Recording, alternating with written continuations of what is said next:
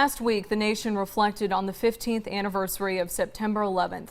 Nearly 3,000 people died and thousands more were injured in the attacks. As WYMT's Cassidy Stricklet reports, a man who survived the attacks stopped at Faith Assembly of God in Laurel County today to share his story. And that big orange glow you see there of the second plane going to the building, I'm in the middle of that big orange glow. It's a story that can send shivers down your spine. On September 11, 2001, Stanley Pramnith was at his office on the 81st floor of the South Tower when a plane hit the building. In my mind, when I relive that day, I can still hear the sound of that man lying down crying out, "Please tell my wife and our baby that I love them." I can still see the fiery debris falling and jumping over burning logs. He now travels the country talking about his experience inside and outside of the tower.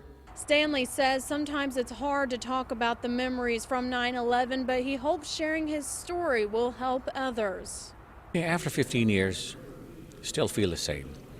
But it's a time of healing for me, and it's a time of giving hope to others who might be going through a similar situation, a traumatic situation. Pastor Dan Collard says his congregation also took Pramnith's visit as a chance to honor local first responders and law enforcement. We want to let our first responders know that we stand with them and that we support them, and the best way to do that for us was to have Brother Stanley come and share his story. Without them, he might not be here today. Pramnith kept the shoes he was wearing during the attacks as a reminder of what he survived. And every time I look at that shoe, I saw where I was and what the Lord did for me.